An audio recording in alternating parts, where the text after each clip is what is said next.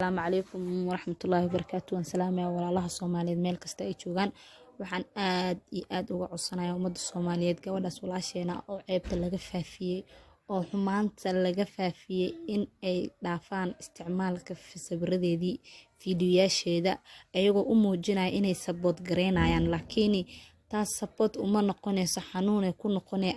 qoyskeeda familkeedii dadka ay ka soo jeeday walaalaheeda maanta markuu qof walaashiis ama wiil walaalkeeda ama qof oo ehelkeedii u dhow anagoo garanaynin oonan aqoonin aan ka xanuunsanayna oo u dhow markuu meeshu duu Facebook soo galo uu arkay gabadhii sawirkeedii gabadhii hadal hayo Instagram markuu soo galo gabadhii la hadal hayo YouTube ka haduu galo gabadhii la hadal hayo TikTok haduu kala sidoo kale marka uma noqonayso qofkaas inuu qalbiga uguma qabo way sawirkaas ee dadkan yaani support ay ku tusinayaan qofkaas qalbiga uguma qabo way ee xanuun buu qalbiga ka sii dareemaya waxaan aad uga codsanayaa walaalaha Soomaaliyeed meel kasta ay joogan inay ka joojiyaan isticmaalka dad waxaa jira xataa fiidiyowga xumaanta ahaa oo gabadha walaashan laga duubay inta soo qaata views ku raadsanaya oo soo dhigaya baaraha bulshada sida haddeertaan YouTube-ka dad views ku raadsanayo oo irsaaqad ka raadinaya xumaanta qofka soo dhigay iyo kan faafiyay waa isku mid waxba isma dhaamaan walaalayaalow statesyada ka daaya wallahi been ma sheegayo waqtigii koow aan arkayo qof aan friendskayga stateska hadalkeeda soo saarta baan ku arkay marka kun qof oosan ogeyn baa si ogeysiinaysa marka waxa soo dhigaysa qof aan ka warheynin baa ka war helayo marka walaalaha Soomaaliyeed waxa ka codsanayaa si naxariis leh inay gabadha uga saaraan oo codsi ay naga tahay sawiradeeda iyo fiidiyoyaasheeda inay ka saaraan baaraha bulshada inay ka joojiyaan oo u duceeyaan qalbigeeda iyadan inuu Ilaahay u qaboojiyo iyo dhammaan ehelkeeda iyo ummadda Soomaaliyeed gabdhaha sidoo kale ayagana way la dareemayaan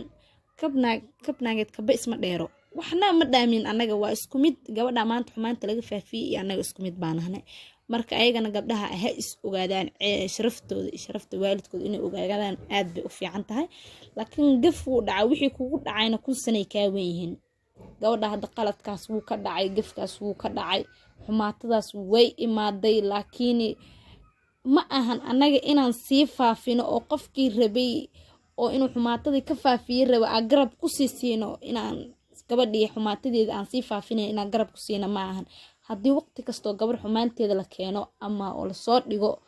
hadda ignoreeno qofkii arka xataa comment uusan ka bixin subhanallah qalbiga inta ka dhaw ka sii socdo fiidiyogas meeshas buu ku dameeyaa hadalkas meeshas buu ku harayaa ma sii soconay laakiin Soomaalideena anaga sii buubuunineen wixii asoo duro wax yar yahay la buubuuna asoo wax weyn yahay la sii buubuuna marka ma wanaagsano waxaan aad uga codsanayaa ummadda Soomaaliyeed dhamaantood meel alla meesha joogan inay gabadhaas walaasheena u duceeyaan ayada iyo familkeeda iyo ehelkeeda inuu Allah qalbigeeda u qaboojiyo dhamaantooda ana ka saarno baaraha bulshada sawiradeeda iyo fiidiyoyaasheeda aan wadno aan ka saarno oo aan u support gareyno u duceeyno un support ugu dhigna ma ahan inaan sawiradeedii wixii aan sii faafino please waa idin baryaa ka saara